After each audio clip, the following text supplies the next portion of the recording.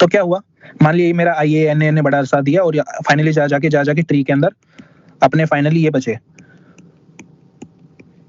एक डिवाइस वाले, या मान लिया 2 डिवाइस हो, 3 डिवाइस हो, 4 डिवाइस हो, कुछ भी फर्क नहीं पड़ता, ठीक है।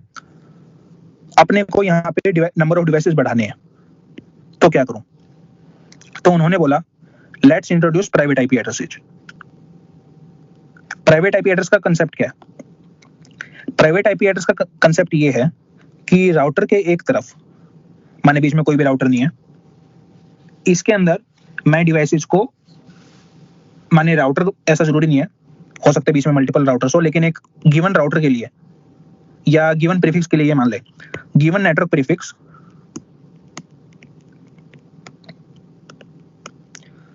a set of IP addresses can be used inside the organization.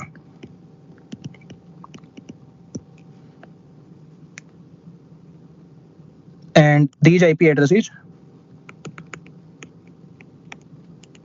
can be duplicated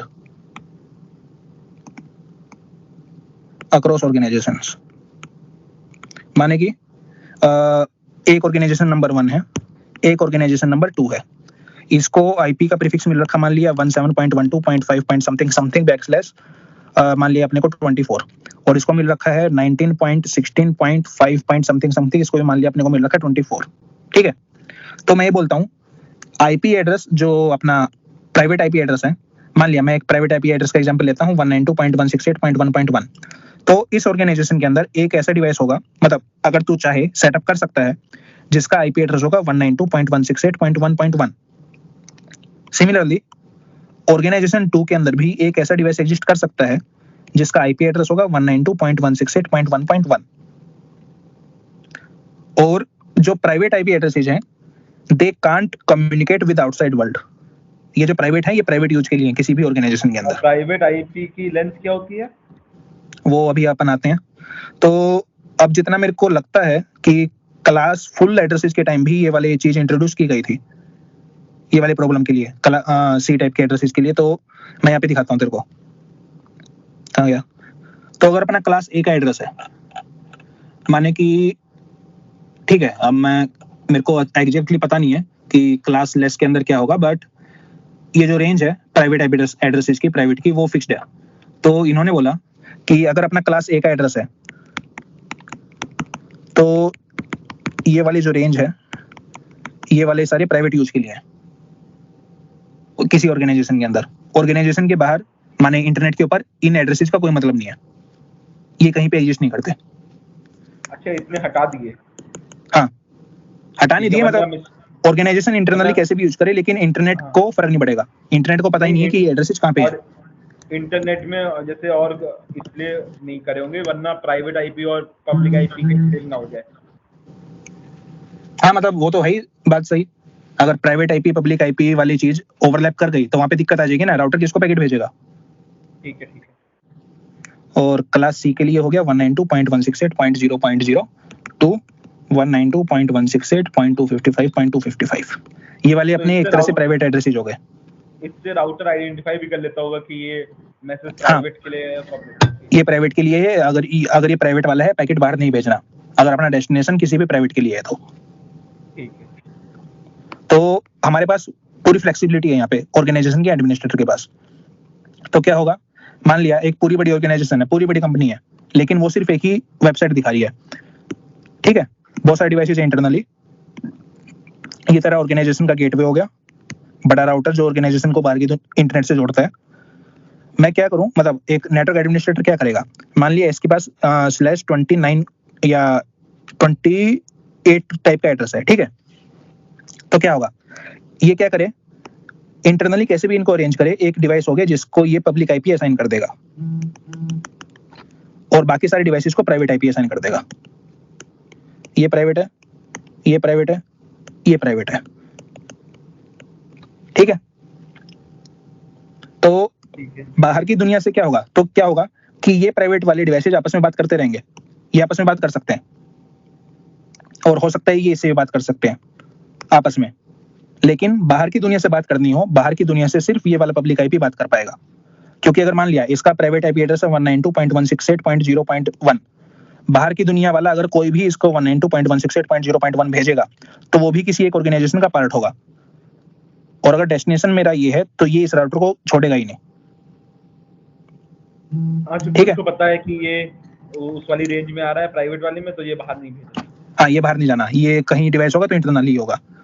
लेकिन अगर ये मेरा पब्लिक आईपी मान लिया IP1 है और डेस्टिनेशन मेरा IP1 है, तो ये डायरेक्ट इससे बात कर सकता है, क्योंकि ये पब्लिक आईपी अपना रजिस्टर्ड है बाहर की दुनिया से बात करने के लिए। ठीक है, ठीक, यहाँ पे दिक्कत थी। यहाँ पे दिक्कत क्या आई, जो ऑर्गेनाइजेशन के बाकी डिवाइसेज हैं वो बाहर की दुनिया से बात नहीं कर सकते। ये फीचर है एक टाइप से सिक्योरिटी फीचर है। हाँ, ये तो एक एडेड फीचर दे रहा है, बाहर बात करनी है तो पब्लिक आईपी से बात करो। हाँ, बाहर से बात करनी है तो पब्लिक आईपी के थ्रू बात करो। तो बेसिकली क्या हो गया, एक ऑर्गेनाइजेशन को मैं मान लिया कितने 8 आईपी एड्रेस दे रहा हूँ, पब्लिक आईपी एड्रेस, और उनका इनसे काम हो जाएगा। बेशक इंटरनली उनकी कितनी भी डिवाइसेज हैं बहुत ज्यादा, एज लॉन्ग एज वे सिर्फ 1-2 आईपी के थ्रू ही बाहर बात कर रहे हैं, इंटरनली आपस में बात करते रहेंगे। ठीक है, ये 8 क्या लिखा है तुमने?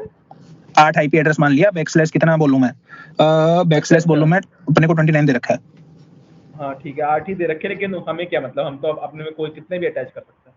हाँ, इंटरनली आपस में बात करने के लिए, लेकिन बाहर की दुनिया के लिए बात करने के लिए हमारे पास इतनी ही रेंज है, मतलब इतनी नहीं है, 8-2 16 6, और जिनमें से एक राउटर को ये असाइन हो जाएगा, तो अपने पास 5 डिवाइस में बाहर की दुनिया से बात करवा सकता हूँ। हाँ, 5 आईपी एड्रेस से बाहर से करा लो। हाँ, और अंदर की दुनिया में बात करना हो तो अंदर की दुनिया में कितने भी हो सकते हैं, एज लॉन्ग एज ये सारे के सारे प्राइवेट आईपी भर ना जाए। और इतनी कोई ऑर्गेनाइजेशन नहीं होती कि जिनके इतने सारे आईपी एड्रेस भर जाएंगे प्राइवेट के लिए। ठीक है, तो यहाँ पे ये चीज क्यों काम कर रही है, इंटरनेट के ऊपर आता है अपना 80-20 रूल काइंड ऑफ, कि 80% of the traffic remains within organisation. Traffic मतलब ये कितने नेटवर्क ट्रांसफर हो रहे हैं आपस में बात करने के लिए, और 20% ऑफ द ट्रैफिक बाहर की दुनिया के लिए होता है। अच्छा, ठीक है, तो इस रूल का ऐसे काइंड ऑफ यूज करके इन्होंने ऐसे डिवाइड कर दिया और प्राइवेट आईपी एड्रेस अपने चल गए।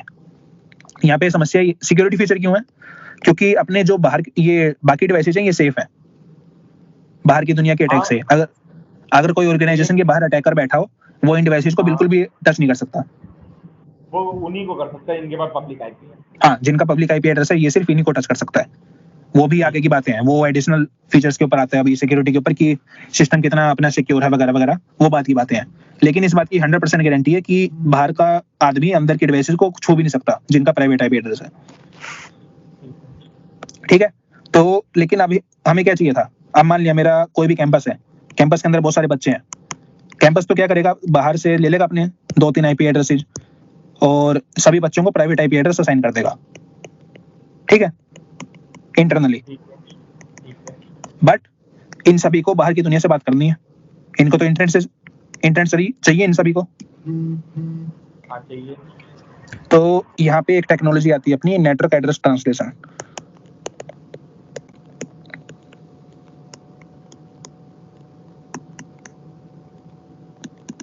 ये क्या करती है, तो अभी तक हमने बोला कि हर एक डिवाइस का एक आईपी एड्रेस होता है, सही बात है। हाँ, मतलब एक पब्लिक होता है, एक प्राइवेट हो सकता है। हाँ, वैसे चीज। लेकिन डिवाइसेस के साथ अब क्या है कि पुराने टाइम के अंदर एक डिवाइस के अंदर सिर्फ एक ही एप्लीकेशन चल सकती थी, सब कुछ सिंगल थ्रेडेड था और कंसोल वगैरह ये चलते थे। फिर क्या हुआ, फिर एक डिवाइस के अंदर मल्टी थ्रेडिंग वगैरह ये आई, मल्टी प्रोसेसिंग आई, तो अपने क्या है, एक बार में हमारे पास बहुत सारे प्रोग्राम एक डिवाइस में चल सकते हैं। अब मान लिया कि इसके अंदर मेरी एक वेबसाइट है, मतलब एक ब्राउजर मैंने खोला, ब्राउजर नंबर 1, ब्राउजर मैंने ये खोला, ब्राउजर नंबर 2, ये मान लिया ये मेरा गया google.com पे, और ये मान लिया मेरा गया youtube.com पे। ठीक है, ये मेरा कहीं पे गूगल का सर्वर है, ये कहीं पे मेरा यूट्यूब का सर्वर है। तो इसका मान लिया आईपी एड्रेस नंबर 1 है, इसका आईपी एड्रेस नंबर 2 है, इसका आईपी एड्रेस नंबर 3 है। ठीक, बढ़िया। तो मान लिया वेबसाइट 1 ने बोला कि मेरे को IP 2 के ऊपर डाटा भेजना है और IP 2 से रिक्वेस्ट जो भी आई वो वापस लेनी है। ठीक है, IP2 क्या देखेगा, मेरा टारगेट IP1 के ऊपर है, तो पैकेट जो है अपना IP1 के ऊपर आएगा। लेकिन यहाँ से पैकेट किसके पास जाएगा, B1 के पास जाएगा या B2 के पास जाएगा, कैसे डिसाइड होगा? B1 के पास जाना चाहिए। जाना तो चाहिए B1 के पास, लेकिन गूगल ने क्या स्पेसिफाई किया है कि सिर्फ IP2 मतलब IP1 को ही डाटा जाएगा। इंटरनली कैसे स्प्लिट हो रहा है उसका गूगल को पता ही नहीं है। ठीक है। और क्योंकि इंडिविजुअल पैकेट्स जो हैं रैंडमली होते हैं, मतलब कोई मेमोरी नहीं होती राउटर्स को कि हाँ ये यहाँ से पैकेट गया था तो इसका वापस यहाँ तक जाना है, और राउटर वैसे भी अपने डिवाइस के बाहर है। तो अपने को एक और चीज चाहिए जो कि एक डिवाइस के अंदर इंटरनली अलग अलग जो प्रोसेसेस चल रही हैं उनको आइडेंटिफाई कर सके कि ये स्पेशली किस प्रोसेस के लिए है। सही बात है? ठीक है। तो उसके लिए यहाँ पे आता है अपना पोर्ट नंबर, जो कि अपना होता है 2 बाइट का, and this is not equal to router का पोर्ट। वहां पे राउटर का पोर्ट हो गया, ब्रिज का पोर्ट हो गया, वहां से फिजिकल होता है वो, जहां से तू कनेक्शन बना सकता है, तार खींच सकता है। लेकिन ये सॉफ्टवेयर वाला पोर्ट 2 बाइट का नंबर होता है ये। मतलब तो जहां से रिक्वेस्ट जा रही है वहां उसको एक पोर्ट नंबर दे देना है। हाँ, तो डिवाइसेज आपस में कैसे बात करते हैं? डिवाइसेज बोलेंगे IP1 port 1, IP2 port 2, IP3 port 3। ठीक, तो जब ये बात करेंगे, गूगल का सर्वर है वहां पर भी हाँ, पोर्ट होते हैं। हाँ पोर्ट होगा, और वो वेल डिफाइंड पोर्ट होते हैं। अब गूगल के सर्वर के अंदर बहुत सारी चीजें जल्दी होती हैं। तो जैसे हमने रिक्वेस्ट भेजी IP2 में, तो कौन से हाँ, पोर्ट में जाएगी? वो हमें पता होगा, वो हमें पहले से पता होना चाहिए कि किस पोर्ट के ऊपर रिक्वेस्ट भेजनी है। अच्छा, ठीक है। वो इंटरनली होता है मैनेज, स्टैंडर्ड पोर्ट्स होते हैं, जैसे HTTP का 80 होता है वगैरह वगैरह, ये स्टैंडर्ड रहते हैं। ये बात की बातें हैं। जब अपन TCP UDP के ऊपर आएंगे, तो तूने मेरे को पूछा था UDP और IP में डिफरेंस क्या है। हाँ। बात ऐसी है कि IP लेयर के अंदर पोर्ट से मतलब नहीं है, क्योंकि IP लेयर का काम है पैकेट को एक जगह से दूसरी जगह लेके जाना। ठीक है। डिवाइस के अंदर किस एप्लीकेशन को पैकेट भेजना है, वो चीज इससे डिसाइड होती है अगली लेयर से। और यहाँ पे पोर्ट नंबर अपने स्पेसिफाई होते हैं, TCP के साथ भी UDP के साथ भी। अच्छा। ठीक, तो अपना बिना UDP का काम नहीं चलने वाला इन जनरल भी। बेशक UDP का कोई एक्स्ट्रा बेनिफिट ना हो, लेकिन UDP के अंदर अपना पोर्ट नंबर स्पेसिफाई होता है, जो कि अपने को यूनिकली आइडेंटिफाई करता है कि किस एप्लीकेशन के लिए ये बात हो रही है। ठीक है, अब थोड़ा सा हिस्ट्री में आते हैं, फिर बाद में चलते हैं अपन डायरेक्ट नेटवर्क एड्रेस ट्रांसलेशन के ऊपर। तो क्या था? NAT नहीं पढ़ाया ना? क्या चीज? अभी NAT नहीं पढ़ाया गया है ना? नहीं, अभी वो कवर नहीं हुआ। तो क्या बोल रहा था मैं? हाँ, तो स्टार्टिंग में क्या था, ये बात है 80s के टाइम की। सबसे पहले मार्केट में तो स्टार्टिंग में अपना क्या था, डाटा लिंक लेयर थी, मैक एड्रेस वगैरह आ गए, लोग आपस में बात कर पा रहे थे, बढ़िया चीज।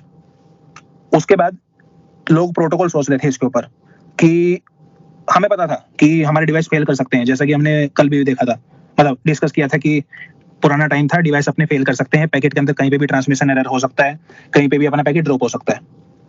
तो लोगों ने बोला कि इसके ऊपर हम एक और प्रोटोकॉल बनाते हैं जो कि इन सारी चीजों का ध्यान रखेगा कि कब हमें रिट्रांसमिशन करना है, कब हमें पैकेट्स को रीअरेंज करना है वगैरह वगैरह। उसके लिए उन्होंने इंट्रोड्यूस कर दिया TCP IP का प्रोटोकॉल। ठीक है, इतना समझ में आया? मुझे समझ नहीं आया, मतलब क्या बोल रहे हो तुम? डाटा लिंक लेयर के अंदर क्या होता है, पैकेट कैन ड्रॉप, हाँ ठीक है, पैकेट कैन बी करप्टेड, कुछ भी हो सकता है पैकेट के साथ।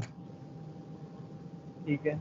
अब मान लिया मैं एक कंप्यूटर हूं, मेरे को भेजना है सामने वाले को 1 2 3 4, ये सामने वाला डिवाइस है। अब हो सकता है due to data link layer ये चला जाए 1 2 5 4, सामने वाले को पता नहीं लगेगा कि पैकेट के अंदर कुछ खराबी आई है, या पता लग भी जाएगा, वो अलग बात है। तो TCP IP का काम क्या है? TCP IP का काम है इस चीज की गारंटी देना कि मैं अगर यहाँ से 1 2 3 4 निकाल रहा हूं तो सामने वाले के पास 1 2 3 4 ही पहुंचे। अगर बीच में मेरा पैकेट जाते जाते टूट गया, मतलब ड्रॉप कर गया, TCP IP की जिम्मेदारी है कि ये इस प्रोग्राम को बोले कि तू 1 2 3 4 को वापस भेजे, जब तक इसके पास 1 2 3 4 पहुंच ना जाए। ठीक है, मतलब वो फिर से भेज देगा दोबारा? हाँ फिर से भेजेगा। अच्छा, तो 2 बार अगर चेक हो जाएगा तो 1 2 3 4 ही मानेगा। हाँ, अगर दूसरी बार भी नहीं गया तो तीसरी बार भेजेगा। तो टीसीपी आईपी लेयर की रिस्पॉन्सिबिलिटी है कि वो 2 बार भेजे? नहीं नहीं, इसकी रिस्पॉन्सिबिलिटी है इफ पैकेट ड्रॉप्स रीट्रांसमिट। लेकिन हाउ, मतलब ये पैकेट ड्रॉप्स तो मतलब कुछ पहुंचे ही नहीं वहां पर, तो रीट्रांसमिट? हाँ, अब ये कैसे होता है वो हम टीसीपी की लेयर के अंदर देखेंगे, बट अभी मैं थोड़ी हिस्ट्री बता रहा हूँ। अगर सपोज करो पैकेट चेंज हो गया तो भी रीट्रांसमिट? हाँ, वो अपना डिटेक्ट कर लेगा कि अपना चेकसम वगैरह जो है फिट नहीं बैठ रहे, तो पैकेट कुछ ना कुछ करप्ट हुआ है तो वापस भेजो। अच्छा, मतलब वो डिटेक्ट हो जाता है कि करप्टेड है? हाँ, वो डिटेक्ट हो जाएगा ठीक है। विद इन सम लिमिटेशंस, मतलब वहां पे रहती हैं, जरूरी नहीं है कि हर एक टाइप की एरर वो हो। मतलब ऐसा हो सकता है एक वैलिड पैकेट हो, वैलिड पैकेट नंबर 1, इसके अंदर सफिशिएंट अमाउंट ऑफ एरर्स के बाद हो सकता है वैलिड पैकेट नंबर 2 में कन्वर्ट हो जाए, ऐसा हो सकता है ठीक है। थ्योरेटिकली। तो with in certain limitations, probabilistic assumptions कि एट मैक्स अपनी इतनी बिट्स वगैरह वगैरह होंगी, उसके हिसाब से ये प्रोटोकॉल बनाया गया है बाद में, मतलब 1980s के टाइम पे। ठीक है, ठीक है। तो टीसीपी आईपी के दो काम थे। टीसीपी आईपी का पहला काम था राउट करना पैकेट को, इसलिए एक साथ लिखा जाता है TCP/IP, राउट करना, और दूसरी चीज make sure packet is transmitted successfully. Packet या डाटा, डाटा आएगा, पैकेट भी नहीं, क्योंकि डाटा पैकेट्स में स्प्लिट होगा, पैकेट्स अलग अलग ऑर्डर में अराइव होंगे, जैसा मैंने कल बताया था कि राउटर हो सकता है एक पहला पैकेट छोटे पाथ के थ्रू, दूसरा पैकेट छोटे पाथ के थ्रू चला जाए और पहला पैकेट लंबे पाथ के थ्रू आए, तो इनको रीअरेंज करना भी टीसीपी की जिम्मेदारी है। ठीक है, तो यहाँ पे दो काम थे। उन्होंने बोला कि लेयर्ड आर्किटेक्चर के अंदर एक चीज दो काम करनी नहीं चाहिए, तो राउटिंग वाली चीज को तो आईपी के अंदर भेज दो, आईपी की अलग लेयर बनाओ, और पैकेट अच्छी तरह से आया है नहीं आया है उसको प्रोसेस करने वाली चीज टीसीपी के अंदर भेज दो। ठीक है। ठीक है, यहां से अपना क्या हुआ, दो लेयर बन गई, काम हुआ था एक साथ टीसीपी आईपी का, लेकिन बाद में इन्होंने इन लेयर्स को स्प्लिट कर दिया। तो नीचे थी डाटा लिंक, जिसका काम था एक लाइन के अंदर पैकेट्स को भेजना, उसके बाद आईपी, जिसका सिर्फ काम है राउटिंग का, एक जगह से निकला राउटर के थ्रू दूसरी जगह पहुंच गया, इसका और कोई काम नहीं है। उसके बाद अपना चला गया टीसीपी, जिसका काम था make sure transmission is successful. ठीक है। उसके बाद क्या हुआ, उसके बाद अपने मल्टी प्रोग्रामिंग आई, एक कंप्यूटर के अंदर, एक डिवाइस के अंदर, माने कि एक आईपी एड्रेस के ऊपर मल्टीपल एप्लीकेशन चल सकती थी, तो उसके बाद यहाँ पे पोर्ट इंट्रोड्यूस किए गए। और क्योंकि कुछ एप्लीकेशंस थी जो बिना टीसीपी के भी काम कर सकती हैं, जैसे कि वीडियो स्ट्रीमिंग हो गई वगैरह वगैरह, जिनके अंदर थोड़ा बहुत पैकेट लॉस हो चलेगा, ऐसा जरूरी नहीं है कि हमें हर एक फ्रेम चाहिए, एक सेकंड में 60 फ्रेम होते हैं, 2-3 फ्रेम गिर भी जाए तो इतना फर्क नहीं पड़ता अपने को। तो उसके लिए अपना प्रोटोकॉल यूज होता है यूडीपी। क्यों? क्योंकि वहां पे अपने आते हैं पोर्ट, सिर्फ आईपी के थ्रू अपना पोर्ट नंबर नहीं आता, यूडीपी के अंदर अपना पोर्ट स्पेसिफाई होता है, आईपी को पोर्ट से कोई मतलब नहीं है। टीसीपी में भी पोर्ट नहीं होते? टीसीपी में पोर्ट होगा। अच्छा, तो टीसीपी में पोर्ट होते हैं और टीसीपी मेक श्योर कि डाटा पहुंच जाए, हाँ, और यूडीपी में पोर्ट होते हैं, और यूडीपी में और कुछ नहीं होता। यूडीपी में और कुछ यूडीपी में पोर्ट होंगे, चेकसम होगा, एक चेकसम होता है छोटा सा, जो कि वेरीफाई करता है कि पैकेट अपना सही है या नहीं। अच्छा, लेकिन उसमें थोड़ी रेंज होती है कि अगर थोड़ा बहुत गड़बड़ है तो एक्सेप्ट कर लेता है? नहीं, थोड़ा बहुत गड़बड़ हो वो डिटेक्ट कर लेगा, थोड़े से ज्यादा गड़बड़ हो गई तो ऐसा हो सकता है कि एक वैलिड पैकेट दूसरे वैलिड पैकेट में कन्वर्ट हो जाए। मतलब वो कुछ ज्यादा कॉर्नर केस वाला एग्जांपल दे दिया, बट इन जनरल तो मान सकता है कि पैकेट के अंदर एक भी गड़बड़ हुई, थोड़ी सी भी डिटेक्ट कर लेगा कि अपना ये पैकेट सही नहीं है, डाटा करप्ट आया अपना। तुमने कहा ना कि थोड़ा बहुत जैसे फ्रेम ड्रॉप हो जाए। हाँ, यूडीपी उसकी कोई गारंटी नहीं देता, यूडीपी के अंदर ऐसा उसका कुछ नहीं है। अच्छा ठीक, अगर ड्रॉप वो डिटेक्ट भी कर लेगा ड्रॉप है तब भी वो दोबारा नहीं भेजेगा? हाँ, यूडीपी का हाँ सही बात है, कुछ नहीं होगा। या हो सकता है तेरा पैकेट नंबर 2 पहले आ गया, पैकेट नंबर 1 पहले बाद में आया, यूडीपी कुछ नहीं देखेगा, यूडीपी एप्लीकेशन को पहले पैकेट नंबर 2 भेजेगा फिर 1 भेजेगा। अच्छा, यूडीपी मतलब यूडीपी की खासियत क्या है फिर? यूडीपी का काम है सिर्फ पोर्ट नंबर स्पेसिफाई करता है और देखता है कि कोई अपना करप्शन आया हो पैकेट के अंदर, अगर पैकेट रिसीव हो चुका है तो। नहीं तो वो तो टीसीपी भी करता है पोर्ट नंबर। हाँ, टीसीपी एडिशनल भी करता है। टीसीपी इस बात की गारंटी देता है कि पैकेट पहुंचे। तो यूडीपी तो सबसेट हुआ टीसीपी का। हाँ, बोल सकता है, फीचर वाइज। तो पर अच्छा ठीक है। फीचर वाइज सबसेट है, लेकिन लेयर अलग अलग, इम्प्लीमेंटेशन अलग अलग है, इनका पैकेट स्ट्रक्चर अलग अलग है, हेडर स्ट्रक्चर। तो मतलब इसका मतलब यूडीपी इसलिए लाया गया है क्योंकि हमें ऐसा भी कोई लेयर चाहिए थी जिससे वो ड्रॉपिंग वाली चीज थोड़ी निगलेक्ट हो पाए। टॉपिक वाली कौन सी? जैसे टीसीपी में ड्रॉप अगर हुआ तो वो फिर से भेज देगा। हाँ, हमें ऐसी कम्युनिकेशन चाहिए थी जहाँ पर ड्रॉप को फिर से ना भेजा जाए, इसलिए यूडीपी में। मैं ऐसा नहीं बोलूंगा, मैं ऐसा बोलूंगा कि अपने को पोर्ट स्पेसिफाई करने थे, मेन रीजन वो था। पोर्ट टीसीपी में भी हो रहे हैं। हाँ, पोर्ट टीसीपी में भी हो रहे हैं और यूडीपी में भी हो रहे हैं। मतलब आईपी सिर्फ आईपी एड्रेस प्रोवाइड करता है, source IP, destination IP. Individual device के अंदर किस एप्लीकेशन को भेजना है वो हमें स्पेसिफाई करना ही करना था, उसके बिना अपना काम चल नहीं सकता। हाँ लेकिन अगर यूडीपी नहीं बनाते, टीसीपी रखते फिर। तो टीसीपी का कुछ ओवरहेड होता है, माने रिट्रांसमिशन वगैरह हो गया जैसे, अच्छा ठीक है ठीक है। और वो भी चेक करता है कि अच्छा पैकेट ड्रॉप कर गया, इसने पैकेट भेजा और पैकेट ड्रॉप कर गया है, या इसने पैकेट भेजा पैकेट पहुंच गया, इसको क्या पता कि पैकेट पहुंच गया या ड्रॉप कर गया। अच्छा हाँ ठीक है। उस केस में ये वाला अपना एक्नॉलेजमेंट भेजेगा कि हाँ तुमने मेरे को पैकेट भेजा था, मेरे पास पैकेट आ चुका है। जब ये रिसीव करेगा कि हाँ सामने वाले ने बोल दिया कि उसके पास पैकेट आ चुका है, तब मैं अगला पैकेट भेजूंगा। तो यहाँ पे डिले भी रहता है थोड़ा टीसीपी के अंदर। ठीक। बट टीसीपी इस चीज की गारंटी देता है कि after sufficient amount of time, अगर अपना नेटवर्क टूटा हुआ नहीं है, स्टेबल सा है, तो कभी ना कभी पैकेट पहुंच ही जाएगा। बेशक स्पीड कम हो बट पैकेट पहुंचेगा और सही पहुंचेगा।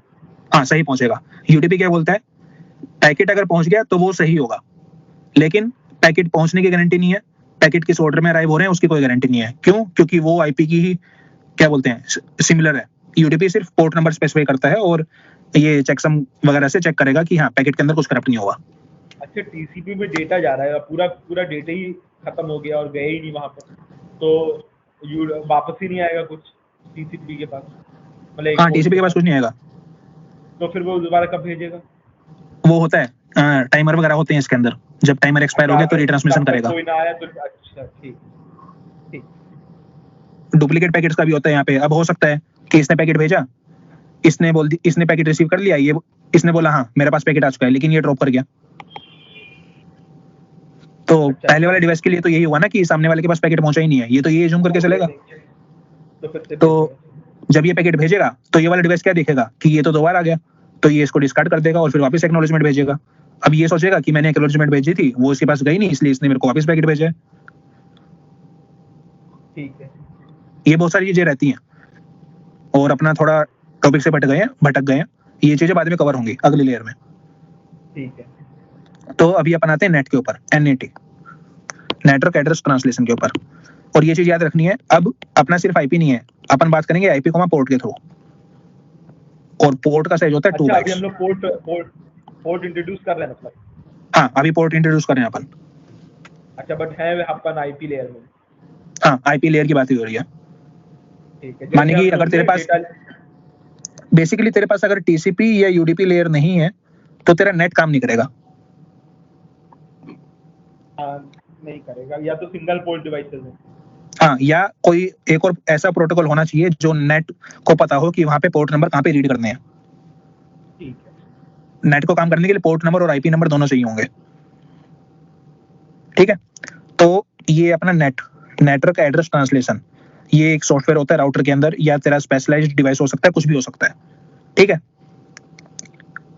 तो क्या होगा, ये तेरा गेटवे जिसके थ्रू, इंटरनेट के थ्रू तू कनेक्टेड है, और ये तेरे मान लिया तेरे पास 2 डिवाइसेज हैं, device number D1, device number D2, और ये तेरा बाहर इंटरनेट के थ्रू फाइनली तेरा ये है फाइनली डिवाइस नंबर जिसका पब्लिक आईपी है, आईपी नंबर 3, ये मान लिया तेरा पब्लिक है। ठीक है, समझ आया इतना? और तुमने क्या बनाया, D1 D2 क्या है? Device number, internal device number जिसका प्राइवेट आईपी IP1 है, डिवाइस D2 जिसका प्राइवेट आईपी नंबर 2 है, और ये तेरा गेटवे, जिसका आईपी एड्रेस मान लिया ये तेरा आईपी नंबर 3 है, ये पब्लिक है दुनिया, आईपी नंबर आईपी 4 ये दुनिया को मालूम है, ठीक है ठीक है। तो क्या होगा, तो मान लिया इसके अंदर कोई एप्लीकेशन बैठी है पोर्ट नंबर 1 के ऊपर, इसके अंदर कोई एप्लीकेशन बैठी है पोर्ट नंबर 2 के ऊपर, इसके अंदर कोई एप्लीकेशन बैठी है पोर्ट नंबर 3 के ऊपर। अपने को कम्युनिकेशन बिठाना है IP1 पोर्ट 1 से IP3 पोर्ट 3 के ऊपर, और IP2 पोर्ट नंबर 2 से IP3 पोर्ट नंबर 4 के ऊपर। और यहाँ पे हर पोर्ट के ऊपर अलग अलग वो होगा, तो मान लिया मेरे पास दो है, पोर्ट नंबर 3 के ऊपर कोई है, पोर्ट नंबर 4 के ऊपर कोई है, ठीक है। ठीक है तो पहला डिवाइस क्या पैकेट भेजेगा, अब अपन इस पाथ की बात करते हैं, ये वाला पाथ। तो ये है अपना डिवाइस नंबर 1, ये बीच में अपना राउटर लग गया जिसके ऊपर नेट अनेबल्ड है, और ये अपना डिवाइस नंबर 3। इसने बोला कि मेरे को IP1 से पैकेट भेजना है IP3 P3 के ऊपर, ये पैकेट राउटर के पास आएगा। राउटर देखेगा डेस्टिनेशन बाहर का है, और राउटर का IP एड्रेस था IP4, है ना। ठीक है तो राउटर क्या करेगा, राउटर बोलेगा IP4 पोर्ट नंबर मान लिया कुछ भी ले लिया, मान लिया पोर्ट नंबर 6, पैकेट को चेंज कर देगा ये IP3 P3, ठीक है। बाहर के डिवाइस को क्या लगा, बाहर के डिवाइस को दिखेगा कि ये पैकेट आया है IP नंबर 4 पोर्ट नंबर 6 के थ्रू। तो जब ये रिप्लाई करेगा, रिप्लाई करते हुए क्या करेगा, IP3 P3 से अपना डाटा जाएगा IP4 P6 के ऊपर, ठीक है। जब राउटर के पास ये पैकेट आएगा, ये देखेगा डेस्टिनेशन, और ये याद करेगा कि इसने हिस्ट्री के अंदर कभी बोला था कि इंटरनल IP1 की एंट्री को मैंने मैप किया था IP4 P6 के ऊपर, ये इस चीज को याद रखता है, ठीक है। तो जब डेस्टिनेशन वाली चीज, ये पैकेट यहाँ पे आएगा जिसका डेस्टिनेशन होगा IP4 P6, तो ये टेबल के अंदर देखेगा कि ये चीज इंटरनली IP1 P1 के ऊपर मैप हो रही है। ये राउटर टेबल होगी उसमें? नहीं, इंटरनल नेट टेबल होती है। अच्छा, NAT टेबल, ठीक है। राउटर टेबल होती है जो बताती है गिवन पैकेट को कहाँ पे कहाँ से भेजना है, ठीक है। नेट टेबल होगी पब्लिक IP और प्राइवेट IP के बीच की ट्रांसलेशन को जो बताती है कैसे होगी, ठीक है। तो क्या होगा, यहाँ से जब पैकेट जाएगा तो वो पैकेट ऐसा दिखेगा, IP3 P3 से लेके अपना टारगेट आ गया IP1 P1। तो देख क्या हुआ, इस डिवाइस के लिए IP4 P6 से पैकेट आया, IP मतलब जहां से पैकेट आया वहां पे पैकेट भेज दिया। इस डिवाइस के लिए जहां पे इसने पैकेट भेजा था वहां से इसके पास पैकेट आ भी गया, और नंबर 3 को ये पता भी नहीं लगा कि ये डिवाइस नंबर 1 अलग है। हाँ, उसको पता भी नहीं चला प्राइवेट IP। हाँ, अब सिमिलरली दूसरे केस की बात करते हैं। दूसरे केस के अंदर आता तो ये बोलता कि मैं बोलता हूं कि IP4 P7 को मैं असाइन करता हूं IP2 P2।